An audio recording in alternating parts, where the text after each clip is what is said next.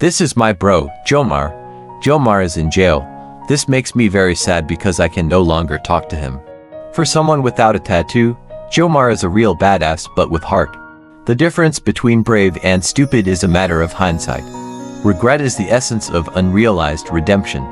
I lost my home and the life I made for myself after I suffered a sudden crippling illness. Unable to work for some time, I had to move across the country to survive. Facing homelessness, Jomar found me and saved my life for the few weeks we had side by side. Now I am all alone and can hardly speak to him. No one else understands me. And while I still have my family, it is just not the same without my best friend. I worry about him every day. I feel guilty because Jomar was arrested after I left him alone one night. He asked me to stay with him at the casino.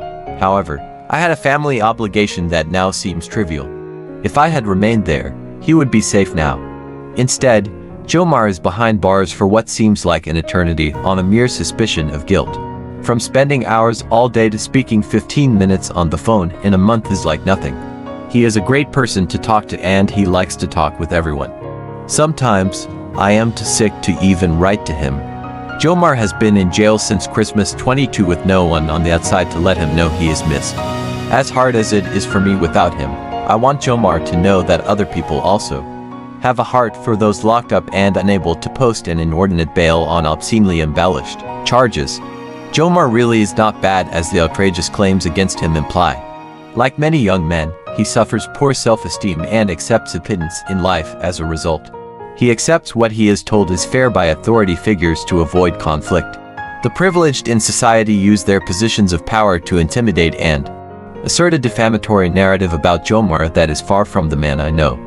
I know Jomar is kind, patient, and accepting of others, with a heart to help others and an inclination to assume guilt he does not deserve. Because of a personal struggle with addiction masking personal tragedy. His life once bright with hope now destroyed by abuse and betrayal. Self-medication is a slippery slope for those afforded no access to mental, medical, and social support. Funny how there is never anyone to intervene until there is profit to be made by slandering guilt on someone so piously from on high. Please write to Jomar. I am begging you to please help him not feel alone and abandoned. Punished because I left him to be advantaged by those looking for a brown guy to blame for uncorroborated allegations and circumstantial inferences. I know Jomar is hungry every day. He is only 5'6" and 130 pounds fending for himself. He is a Puerto Rican in a Mississippi jail for God's sakes. Bless his heart, he does not stand a chance. He does not even have the funds to call his mother. I cannot selfishly take up all the phone time he can scrape together. As much as it brightens my day, when he desperately wants to connect with his infant son. I beg you to please help Jomar right now. Add funds to his commissary, drop a couple of bucks onto his Cash App for bulk deposits, or simply write to him for free on Vend Engine. I worry day by day Jomar will lose the strength to go on believing there is hope without you taking action right now. So please help Jomar as much as you can. Even if it is just $1 single or a letter to say hello. Thank you so much for your time and compassion for the forgotten and the forsaken. Free Jomar.